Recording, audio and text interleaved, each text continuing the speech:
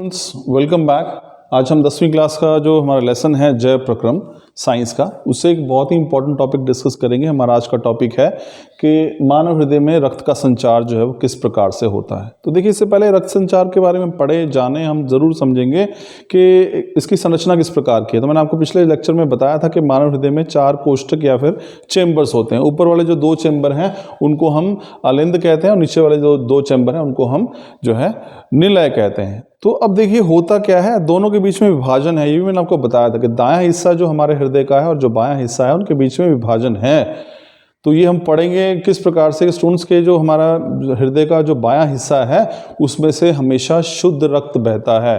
जो दायां हिस्सा है उसमें से अशुद्ध रक्त बहता है। तो ये बहुत इंपॉर्टेंट है, ये पॉइंट जो आपने समझना है। तो कई बार पूछा जाता है कि कौन सा हिस्सा है, दायां है या बायां है। तो ध्यान रखिए, हमारे पास जो लेफ्ट साइड है, जो बायां हिस्सा है, उसमें से हमेशा शुद्ध रक्त बहता है और जो हमारे हृदय का दायां हिस्सा है उसमें से हमेशा अशुद्ध रक्त।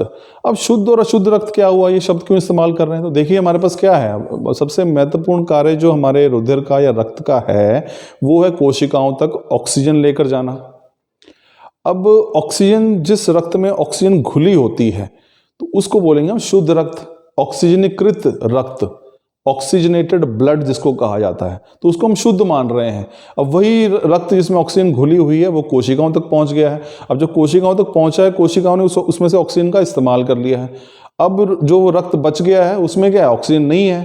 तो जो रक्त बिना ऑक्सीजन का है, उसमें जिसमें रक्त नहीं है, वो उसको बोलेंगे अनऑक्सीकृत रक्त, यानी कि अनऑक्सीजनेटेड जो है ब्लड, उसको अशुद्ध कहेंगे। तो शुद्ध रक्त कौन सा हो स्टूडेंट? यहाँ पे शुद्ध और अशुद्ध का मतलब ये मत समझिए कि मिलावट है और वो शुद्ध है, ऐसा कुछ नहीं है। शुद्ध रक्त का अर्थ जिसमें ऑक्सीजन घुली हुई है और अशुद्ध रक्त का अर्थ जिसमें ऑक्सीजन नहीं है, ऑक्सीजन से वो रहित है, उसको हम अशुद्ध कहते हैं। तो ये चीज़ ध्यान रखिएगा। दूसरी बात इंपॉर्टेंट, जो बायां हिस्सा है उसमें हमेशा शुद्ध रक्त बहता है और दायां हिस्सा है उसमें हमेशा अशुद्ध रक्त जो है वो बहता है हमारे हृदय के अंदर। उसका संचार किस प्रकार से होता है, चलिए आइए हम वो देखते हैं। अब देखिए होता क्या है इसमें, अगर हम देखेंगे, अब इसको कहीं ना कहीं इस चक्र को समझने के लिए कहीं ना कहीं से शुरुआत करते हैं। हम मान लेते हैं कि हम वहां से शुरुआत कर रहे हैं जहां पे हमारे शरीर की जो कोशिकाएं हैं उन्होंने सारा रक्त से ऑक्सीजन जो है वो खींच ली है। अब वो रक्त जो है वो सारा इकट्ठा होकर कहाँ पे आ रहा है, वो जो रक्त है हमारे पास, वो अगर आप देखेंगे तो जितना भी, मान लो ये देखिए आप, शरीर से जितना भी अशुद्ध रक्त है, देखिए यहाँ पे दोनों में अंतर समझिएगा। यहाँ पे जो नीले रंग से दिखाया गया ये अशुद्ध रक्त है, यानी कि इस रक्त के अंदर ऑक्सीजन जो है वो नहीं है। जो लाल हिस्सा दिखाया गया है वो शुद्ध रक्त है। तो देखिए ये वाला हिस्सा है, मैंने आपको पहले बताया था कि मानव हृदय को हम इसी प्रकार से पढ़ते हैं। ये हमारे पास जो है इधर वाला जो हिस्सा है वास्तव में ये राइट है और ये हिस्सा जो है वो लेफ्ट है हमारे पास। सॉरी, ये वाला हिस्सा जो है वो लेफ्ट। इस तरह से देखेंगे, ये हिस्सा जो है वो बायां है और ये हिस्सा जो है वो दायां है। तो हम मान लेते हैं कि सारे शरीर में जो कोशिकाएं हैं उन्होंने जितना भी शुद्ध रक्त वहां पहुंचा वो इस्तेमाल कर लिया और उसमें से ऑक्सीजन जब खत्म होगी तो वो अशुद्ध रक्त जो है वो आप यहां देख सकते हैं। वो अशुद्ध रक्त जो है इस महाशिरा के द्वारा, जो आप ये देखेंगे, ये कहां पे एंटर कर रहा है, ये एंटर कर रहा है इस हिस्से में जो कि राइट हिस्सा है, यानी कि दाएं अलिंद में। तो सबसे पहले कोशिकाओं से अशुद्ध रक्त जो है वो कहाँ पे एंटर करेगा, दाएं अलिंद में करेगा। अब उस रक्त को इकट्ठा करने के लिए जो दायां अलिंद है, जो ऊपर वाला हिस्सा है, इसको मैं थोड़ा और सरल करके बता दूं स्टूडेंट्स से। देखो हम साथ में एक डायग्राम भी बना लेते हैं इसमें, ताकि आपको साथ साथ समझ भी आ जाए। मान लीजिए ये हिस्सा है, ये ऐसा है, ये हिस्सा है मानव हृदय का ऐसा, ये इस प्रकार से बीच में विभाजन है। ये ऊपर वाला हिस्सा जो है दायां है, यानी कि राइट है हमारे पास, ये राइट है, सॉरी ये लेफ्ट है हमारे पास। एक बार दोबारा, सॉरी इसको दोबारा बनाते हैं। ये हिस्सा जो देखिए ये मानव हृदय हो गया, ये ऐसे करके हम इसे बनाते हैं। ये हिस्सा हो गया, ये बीच में विभाजन है। ये वाला हिस्सा, इसमें 4 ये वैल्व हैं इस तरह से आने के लिए और ये इसके बीच में आने का रास्ता है। इस प्रकार से यहाँ भी वैल्व लगे होते हैं अलिंद और निलय के बीच में। ये हिस्सा जो है वो राइट है, राइट साइड है।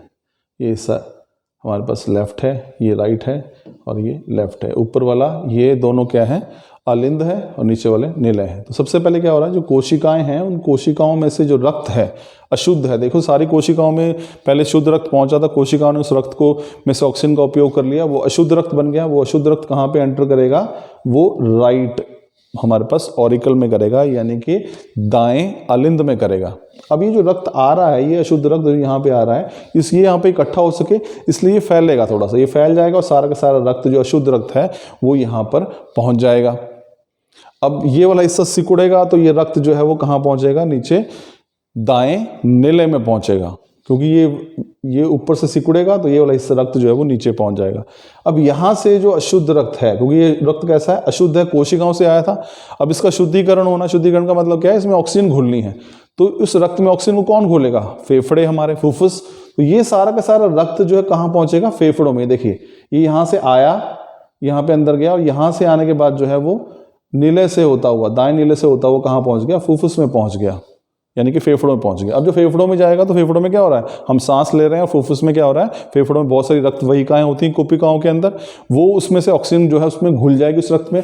जैसे ही उस रक्त में अशुद्ध रक्त जिसमें जो ऑक्सीजन रहित है, जब उसमें ऑक्सीजन घुलेगी तो वो क्या बन जाएगा, शुद्ध रक्त बन जाएगा। देखिए अब यहाँ पे ये लाल हिस्सा जो है वो शुद्ध रक्त, यानी कि वो पहले क्या हुआ, सारी कोशिकाओं से वो दाएं अलिंद में आया, दाएं अलिंद से वो दाएं नीले में चले गया, दाएं नीले से वो शुद्धिकरण या ऑक्सीजन लेने के लिए कहाँ पहुंच गया, फुफ्फुस यानी कि फेफड़ों में।